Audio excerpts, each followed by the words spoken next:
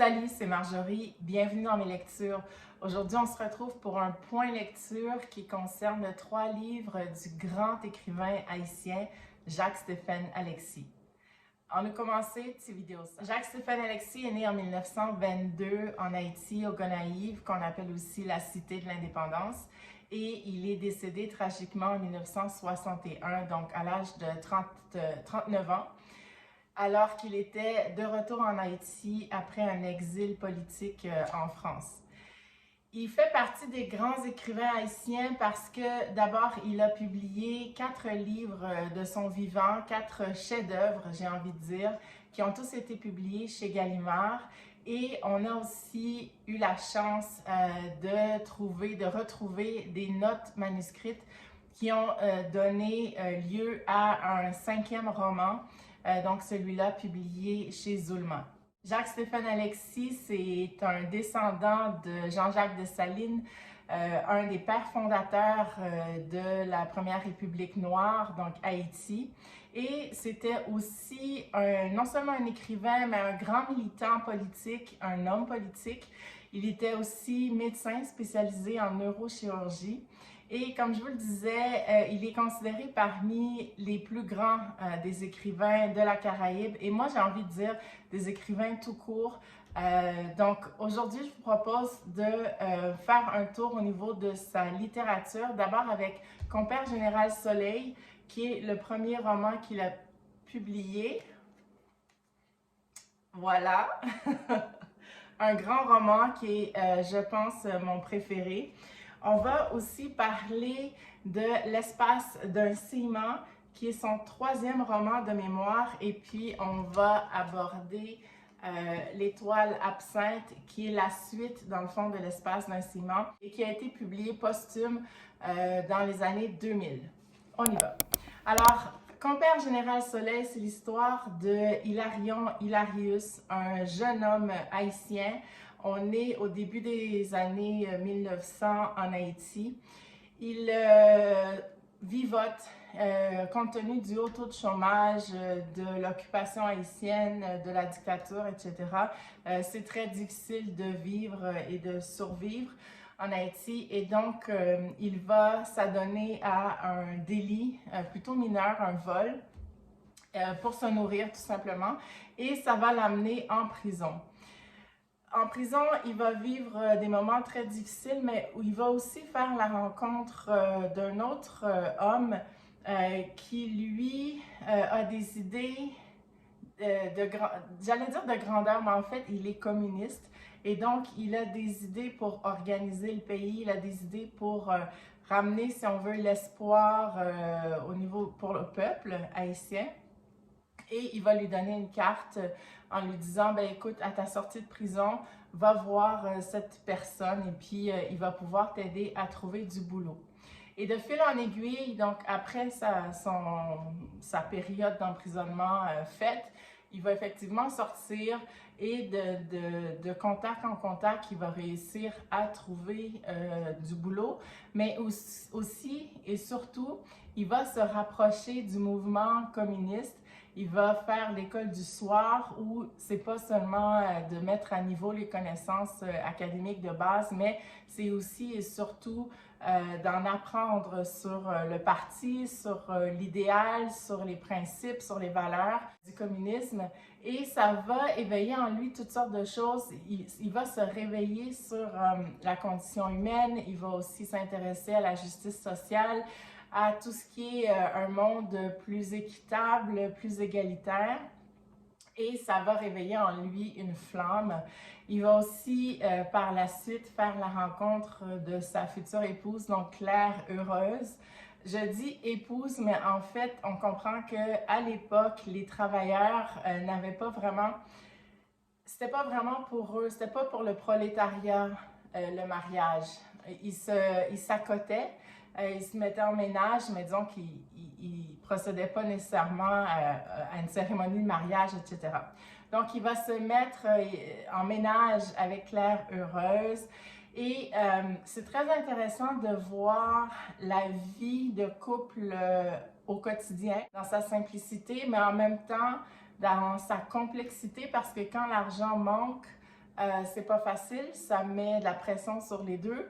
Et Claire Heureuse est une femme assez avant-gardiste, j'ai envie de dire, et elle a le sens des affaires, donc elle va monter une petite boutique où elle va vendre, de mémoire, il y a de l'huile, du beurre, farine, l'essentiel un petit peu, et ça va réussir, mais c'est pas suffisant. Et de fil en aiguille, il va être question d'exil, il va se rendre en République dominicaine où il va être confronté à la réalité des braceros, les travailleurs haïtiens, les coupeurs de canne en République dominicaine. Et on approche les années 30 et ensuite 1937 où sous la, j'allais dire la dictature, mais en tout cas sous la gouverne de Trujillo en République dominicaine, il va y avoir le massacre du Percy. D'ailleurs, à ce niveau-là, si vous n'êtes pas au courant, ou si vous voulez lire de manière un peu romanesque le massacre de 1937 des travailleurs haïtiens en République dominicaine, en fait de tous les Haïtiens qui se trouvaient à portée de main en République dominicaine.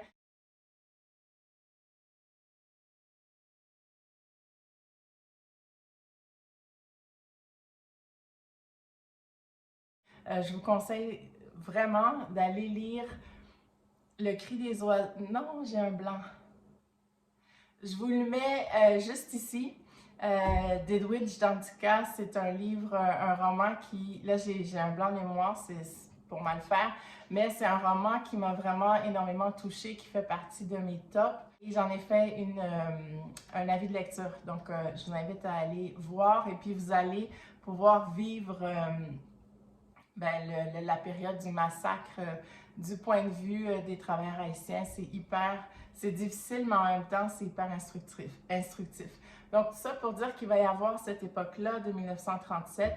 Et puis, j'en dirai pas plus parce que je veux vraiment pas gâcher le plaisir de la lecture, mais c'est un roman, comme je le disais, qui porte des thèmes très forts, mais aussi on sent toute la présence de la nature, notamment le soleil, compère général soleil. Le soleil est omniprésent tout au long du roman. Parfois, il est clair, parfois, il réchauffe, mais parfois, il est aussi oppressant, il écrase de par sa chaleur. Et puis, ben, je vous spoil rien, c'est d'ailleurs dans la quatrième de couverture, mais sachez que Hilarius va connaître une fin tragique, donc torturé, assassiné, à l'instar de Jacques-Stéphane Alexis. Donc, il y avait quelque chose de pré prémonitoire, si je peux dire, ou en tout cas, c'est comme s'il écrivait un petit peu sa propre histoire ou sa propre fin sans le savoir. Maintenant, au deuxième roman qui est L'espace d'un ciment. Donc, celui-là, toujours paru chez Gallimard en 1959.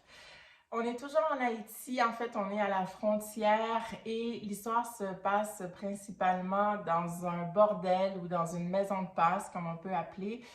Donc, c'est un endroit où on peut boire, on peut manger, danser, mais aussi et surtout avoir accès à des prostituées. Ça s'appelle le Sensation Bar et c'est là que la jeune et magnifique la Niña Estrelita travaille. Donc, c'est une fille de joie, donc une prostituée de 26 ans qui est absolument magnifique, qui a des charmes incroyables et qui a une belle personnalité ou belle joie de vivre aussi. Donc, elle attire énormément de clients. Elle a absolument la cote. C'est une des préférées du Sensation Bar. Et c'est principalement les Marines qui vont passer leur soirée parce que l'histoire se déroule en fait au moment de l'occupation haïtienne, lapsus, au moment de l'occupation américaine en Haïti. Donc, il y a des débarquements très fréquents de Marines et ils vont se distraire aux Sensations Bar où travaille la Niña Estrelita avec plusieurs autres collègues, si je peux dire, et le bar est tenu par un homme, Mario, de mémoire. Et la Niña Estrelita va faire la rencontre de El Caucho, qui est un grand nègre. Les deux, en fait, sont originaires de Cuba. Et lui, quand je dis grand nègre, donc un grand homme, pas en termes de classe sociale, parce qu'il est un simple travailleur, immigrant. Il a appris le créole, il le parle très très bien. Sa langue maternelle, ça reste l'espagnol. Et il est mécanicien. Et on l'appelle El Caucho parce que quand il se déplace, il a tendance à marcher avec une démarche, au fond, qui le fait un petit peu rebondir, puis ça donne à penser à El Caucho, donc au caoutchouc. Les deux vont se rencontrer au bar et ça va être un coup de foudre. Et en fait, ce qui amène El Caucho au bar n'est pas nécessairement la raison pour laquelle les autres hommes se rendent à ce bar-là. Et il va y avoir une rencontre fulgurante entre les deux. Au départ, il n'y a même pas d'échange de paroles, il y aura seulement le regard. Et justement, ce roman de Jacques-Stéphane Alexis est divisé en différentes parties et chacune des parties porte sur un sens en particulier. Donc, la vue, l'ouïe, le goût, etc. Et tout ça va culminer vers le toucher. Et à travers ces différentes étapes sensorielles-là, les deux personnages principaux vont apprendre à se connaître, à se découvrir et il y a une histoire d'amour qui va se développer entre eux, mais progressivement. C'est pas facile de tomber amoureuse quand on est prostituée, surtout que la niña Estrelita n'a jamais vraiment connu le plaisir lors de relations sexuelles et elle ne s'attache pas non plus aux hommes. Elle se voit pas nécessairement seule, mais en tout cas indépendante, autonome. Et ça va complètement la chavirer de rencontrer El Caucho. L'histoire déjà en soi pourrait être très bien, mais il faut comprendre l'histoire au second degré. D'ailleurs, il y a une préface de Florence Alexis, qui est la fille de Jacques-Stéphane Alexis, qui vit en France, et donc il a préfacé le roman et je dirais que pour moi, ça a été une grande aide pour comprendre l'œuvre. Et en fait, c'est plus qu'une préface, c'est une lettre qu'elle a écrite à son défunt père, qu'elle a appelée Lettre à Jacques Soleil. Donc, elle commence en disant: c'est ton enfant, ta fille aînée devenue femme, qui s'adresse à toi par-delà ton absence interminable. Nous sommes privés l'un de l'autre depuis plus de 20 ans. Et aujourd'hui, je veux te parler de ce livre que tu nous as laissé avant de retourner dans les étoiles. L'espace d'un ciment, tu sais, c'est mon livre d'élection, celui qui me fait vibrer plus qu'aucun autre, par quoi tout se dénoue en moi, et je vais m'efforcer avec mes pauvres mots de te dire pourquoi. Et donc, elle explique son amour, son affection pour ce livre-là, et Florence va décortiquer un petit peu les personnages, et c'est là que le deuxième niveau de compréhension arrive. Donc, il y a toute la métaphore de la Niña Estrelita qui est la Caraïbe, mais qui est aussi spécifiquement Haïti, à qui on retire absolument tout. Ben, puis quand je dis on, c'est-à-dire les forces étrangères d'autres pays. Donc, comme je le disais, on se replace à l'époque où on était au moment de l'occupation américaine, qui a été très, très mal et durement vécue par la population haïtienne. Alors, il y a toute la réciprocité ou le lien à faire entre la situation de la Caraïbe à l'époque, la situation d'Haïti en particulier. Et puis aussi, il faut dire que Jacques-Stéphane Alexis a publié ces 4 livres dans les fin des années 50. Donc, c'est aussi l'époque où il y a un réveil au niveau des pays africains. Donc, la plupart d'entre eux vont accéder à leur indépendance fin des années 50, début des années 60. Donc, Jacques-Stéphane Alexis, grand auteur qui s'inscrit dans dans tout ce bouillonnement géopolitique-là, et puis qui s'intéresse particulièrement à la condition humaine, aux conditions de vie et de travail du prolétariat, des travailleurs. Je pense que ça fait le tour pour l'espace d'un ciment. Je vais terminer avec L'étoile absinthe, donc ça c'est le dernier livre qui est paru, comme je disais, posthume parce qu'on a découvert le manuscrit après son décès. Donc c'est un petit peu un trésor caché qu'on a réussi à trouver. Ce qui est extraordinaire, c'est qu'ils ont réussi à tout reprendre du manuscrit, excepté dans la première page, il y a des mots qui étaient complètement illisibles. Donc il nous manque un petit bout, quelques mots sur la première page. Et aussi, en fait, c'est un roman qui n'était pas achevé. Donc, à la dernière page, ça se termine avec une phrase non terminée.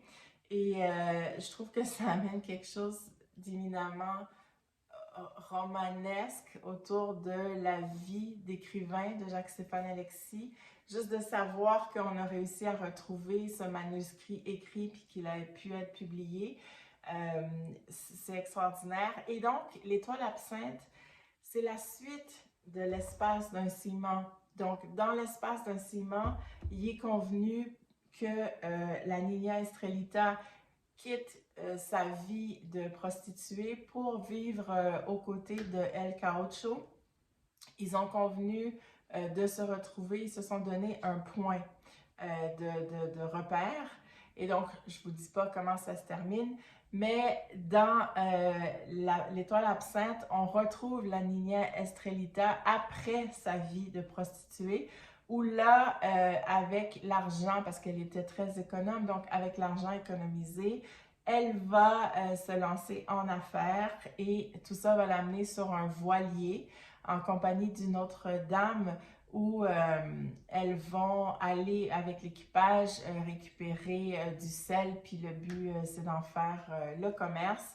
Encore l'écriture immersive, évocatrice, la nature et le vent de la Caraïbe qui est toujours très présent dans les écrits d'Alexis. Il est extrêmement présent ici et il va amener la mer à bouger, à se mouvoir. Il y aura une énorme tempête, etc. Donc, je vous en dis pas plus parce que c'est la suite, mais ça vaut vraiment le coup d'être lu après avoir lu L'espace d'un ciment. Alors voilà, ça fait le tour pour ces 3 romans de Jacques-Stéphane Alexis. Il m'en reste 2 à lire, donc Romancero aux étoiles et puis Les arbres musiciens. Donc, je reviendrai éventuellement pour vous parler de ces 2-là. On continue la conversation si ça vous dit en bas dans les commentaires. Et puis moi, je vous dis à très bientôt dans une autre vidéo. Ciao! Lecture de